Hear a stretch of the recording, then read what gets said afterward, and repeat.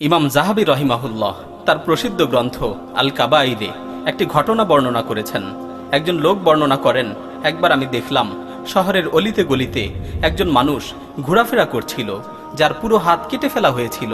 সে শহরের অলিতে গলিতে ঘুরে ঘুরে চিৎকার করে বলছিল, হে দুনিয়ার লোক সকল, তোমরা যারা আমার এই ভয়াবহ পরিণতি দেখছো, তোমরা কখনোই কেউ কারো উপর জুলুম করো না। হে দুনিয়ার লোক সকল, তোমরা যারা আমার এই ভয়াবহ পরিণতি দেখছো, তোমরা কখনোই কেউ কারো উপর জুলুম করো না। বর্ণনাকারী বলেন, আমি তার অবস্থা দেখে তার দিকে দৌড়ে ছুটে গেলাম। আমি তাকে জিজ্ঞাসা করলাম, তোমার এই অবস্থার কারণ কি এবং কেনই বা তুমি অলিতে গলিতে ঘুরে ঘুরে একই কথা বারবার বলছো? তখন সে বলতে শুরু করলো যে এক সময় আমি শহরের শীর্ষ পর্যায়ের সন্ত্রাসী ছিলাম। আমি মানুষের উপর প্রচুর পরিমাণে জুলুম অত্যাচার করতাম। সবাই আমার ভয়ে ভীত সন্ত্রস্ত হয়ে থাকতো, কেউ আমাকে কিছু বলার সাহস পেত না। একদিন আমি আমার দলবল নিয়ে নদীর তীর দিয়ে হেঁটে যাচ্ছিলাম। এমন সময় আমি দেখতে পেলাম যে একজন জেলে অনেক বড় একটি মাছ শিকার করেছে। মাছটির প্রতি আমার খুব লোভ হলো। আমি জেলেকে হুমকি দিয়ে বললাম, এই মাছটি আমাকে দিয়ে দাও। জেলে বলল, না, এটা তোমাকে দেয়া যাবে না, কারণ এই মাছটি হচ্ছে আমার পরিবারের রিজিক। এটা বিক্রি করে আমি তাদের জন্য খাবার দাবারের ব্যবস্থা করব, আর এটা যদি তোমাকে দিয়ে দেই তাহলে আমার পরিবার না খেয়ে থাকবে। অতঃপর আমি তার অনিচ্ছা সত্ত্বেও জোরপূর্বক তার থেকে মাছটি ছিনিয়ে নিলাম এবং মাছটি হাতে নিয়ে বাড়ির দিকে হাঁটা শুরু করলাম। কিছু দূর যাওয়ার পর আল্লাহর কুদরতে মাছটি মুখ খুলে হা করে উঠল এবং আমার হাতের আঙুলে একটি কামড় বসিয়ে দিল। কামড় দেওয়ার সাথে সাথেই আমার পুরো হাত বিষাক্ত হয়ে গেল এবং প্রচণ্ড ব্যথা শুরু হলো। ব্যথাটা এতই মারাত্মক ছিল যা ভাষায় ব্যক্ত করা সম্ভব না। এই ব্যথা আস্তে আস্তে বাড়তে লাগলো। অতঃপর আমি দ্রুত ডাক্তারের কাছে গেলাম। ডাক্তার আমার অবস্থা দেখে বলল, এটা খুবই মারাত্মক বিষয়, তুমি বিষক্রিয়ায় আক্রান্ত হয়েছ। এই মুহূর্তেই তোমার এই আঙুল কেটে ফেলতে হবে। যদি এখনই কাটা না হয় তাহলে কিছুক্ষণের মাঝেই এই বিষক্রিয়া পুরো হাতে ছড়িয়ে পড়বে, তখন পুরো হাত কেটে ফেলতে হবে। আমি বললাম, ঠিক আছে, তাহলে কেটে ফেলুন। ডাক্তার তৎক্ষণাৎ আমার আঙুলটি কেটে ফেললো। এই অবস্থায় আমি বাড়িতে ফিরে গেলাম। কয়েকদিন অতিবাহিত না হতেই আমার হাতের কবজি পর্যন্ত আবারও আগের মতোই প্রচণ্ড ব্যথা শুরু হলো। আমি আবারও ডাক্তারের কাছে গেলাম। ডাক্তার আমাকে বলল, তোমার এই বিষক্রিয়া কবজি পর্যন্ত ছড়িয়ে পড়েছে। এখনই যদি কবজি পর্যন্ত না কাটা হয় তাহলে এই বিষক্রিয়া পুরো হাতে ছড়িয়ে পড়বে, তখন পুরো হাত কেটে ফেলতে হবে। আমি বললাম, ঠিক আছে, কেটে ফেলুন। অতঃপর আমার কবজি পর্যন্ত কেটে ফেলা হলো। এরপর আবারও ব্যথা শুরু হলো। এবার ডাক্তার বলল, তোমার কনুই পর্যন্ত কেটে ফেলতে হবে। আমি বললাম, ঠিক আছে, কেটে ফেলুন। অতঃপর আমার কনুই পর্যন্ত কেটে ফেলা হলো। তারপর আবারও ব্যথা শুরু হলো।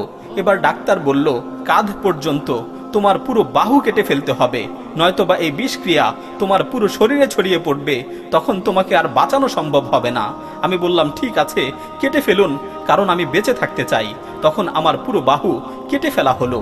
আমার এই করুণ পরিস্থিতি দেখে একজন আল্লাহভীরু ডাক্তার আমাকে জিজ্ঞাসা করলো যে, দিনের পর দিন একের পর এক তোমার অঙ্গ প্রত্যঙ্গ কেটে ফেলা হচ্ছে, এভাবে চলতে থাকলে আস্তে আস্তে তোমার পুরো দেহ কাটা হবে, অতঃপর তুমি মারা যাবে।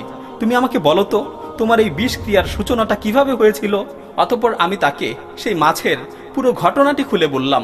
তখন সে বলল, হায় আফসোস, আল্লাহর কসম করে বলছি, তুমি যদি এই ঘটনাটি আমাকে আগে বলতে এবং সেই জেলের কাছ থেকে ক্ষমা চেয়ে আসতে, তাহলে হয়তো তোমার একটি আঙুলও কাটা লাগতো না এবং তুমি এই করুণ পরিস্থিতির শিকার হতে না।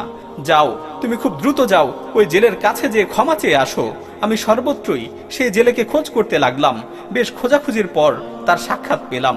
আমি ক্রন্দন করতে করতে তার পায়ের সামনে লুটিয়ে পড়লাম এবং আমি বললাম, হে আমার সর্দার, আমি তোমার সাথে অন্যায় করেছি, আমি তোমার প্রতি জুলুম করেছি, অবিচার করেছি। আল্লাহর দোহাই দিয়ে বলছি, তুমি আমাকে ক্ষমা করে দাও। আমি তোমার কাছে হাত জোর করে ক্ষমা চাচ্ছি, তুমি আমাকে ক্ষমা করে দাও। তখন সে বলল, আমি তো তোমাকে চিনতে পারছি না, তুমি কে? আমি বললাম, মনে আছে বেশ কিছুদিন আগে আমি তোমার থেকে জোরপূর্বক একটি মাছ ছিনিয়ে নিয়েছিলাম? একথা বলার পর সে আমাকে চিনতে পারলো এবং আমার এই করুণ অবস্থা দেখে সে চোখের পানি ছেড়ে দিল এবং সে বলল, হে ভাই, আমি তোমাকে আল্লাহর জন্য ক্ষমা করে দিলাম। হে ভাই, আমি তোমাকে আল্লাহর জন্য ক্ষমা করে দিলাম। আজকের পর থেকে তোমার প্রতি আমার কোনো ক্ষোভ নেই। আজকের পর থেকে তোমার প্রতি আমার কোনো ক্ষোভ নেই। অতঃপর আমি তাকে বললাম, হে ভাই, আল্লাহর কসম দিয়ে আমি তোমাকে একটি বিষয় জিজ্ঞেস করতে চাই। আমি যেদিন জোরপূর্বক তোমার থেকে মাছটি ছিনিয়ে নিয়েছিলাম, সেদিন তুমি আমার বিরুদ্ধে কি বদদোয়া করেছিলে। হে দুনিয়ার জালিম সম্প্রদায়, যারা নিরীহ মানুষের উপর জুলুম অত্যাচার করছো, তোমরা ভালো করে শুনো, মনোযোগ দিয়ে শুনো, কান খুলে শুনো। আমি তাকে জিজ্ঞাসা করলাম, সেদিন তুমি আমার ব্যাপারে কি বদদোয়া করেছিলে? সে বলল, হ্যাঁ, সেদিন আমি তোমার ব্যাপারে আল্লাহর কাছে ফরিয়াদ করে বলেছিলাম, আল্লাহুম্মা মান আরানি কুওয়াতাহু ফি যাফি ফাআরিনি কুওয়াতাকা আলাইহি, আল্লাহুম্মা মান আরানি কুওয়াতাহু ফি যাফি ফাআরিনি কুওয়াতাকা আলাইহি। হে আল্লাহ, যে আমাকে দুর্বল পেয়ে আমাকে তার শক্তির ভয় দেখিয়েছে, হে আল্লাহ, যে আমাকে দুর্বল পেয়ে আমাকে তার শক্তির ভয় দেখিয়েছে, তুমি তার উপর তোমার শক্তি দেখিয়ে দাও, তুমি তার উপর তোমার ক্ষমতা দেখিয়ে দাও, তুমি তার উপর তোমার শক্তি দেখিয়ে দাও, তুমি তার উপর তোমার ক্ষমতা দেখিয়ে দাও। লোকটি বলে, অতঃপর সে আমাকে মাফ করে দেওয়ার পর আমি যখন সুস্থ হলাম, তারপর থেকেই আমি জুলুম থেকে মানুষকে সতর্ক করতে লাগলাম, কেননা জালিমের ভয়াবহ পরিণতির ব্যাপারে আমিই হচ্ছি বাস্তব উদাহরণ। হে দুনিয়ার মানুষ, তোমরা যারা অন্যায়ভাবে নিরীহ মানুষের উপর জুলুম করছো, নিরীহ মানুষের উপর অবিচার করছো, অত্যাচার করছো, তোমরা ভালো করে শুনে রাখো, আল্লাহ তাআলা বলছেন, ওয়ালা তাহসাবান্নাল্লাহা গাফিলান আম্মা ইয়ামালুয যালিমুন। জালিমরা যা করছে সে সম্পর্কে আল্লাহ তাআলা বেখবর নন। জালিমরা যা করছে সে সম্পর্কে আল্লাহ তাআলা বেখবর নন। হাদিসে বর্ণিত হয়েছে, রাসূল সাল্লাল্লাহু আলাইহি ওয়াসাল্লাম বলেছেন, ইত্তাকি দাওয়াতাল মাজলুম ফাইন্নাহু লাইসা বাইনাহা ওয়া বাইনাল্লাহি হিজাব। মাজলুমের বদদোয়াকে ভয় করো, মাজলুমের প্রার্থনাকে ভয় করো, কেননা মাজলুমের প্রার্থনা ও আল্লাহ তাআলার মাঝে কোনো ধরনের প্রতিবন্ধকতা নেই, কেননা মাজলুমের বদদোয়া ও আল্লাহ তাআলার মাঝে কোনো ধরনের প্রতিবন্ধকতা নেই।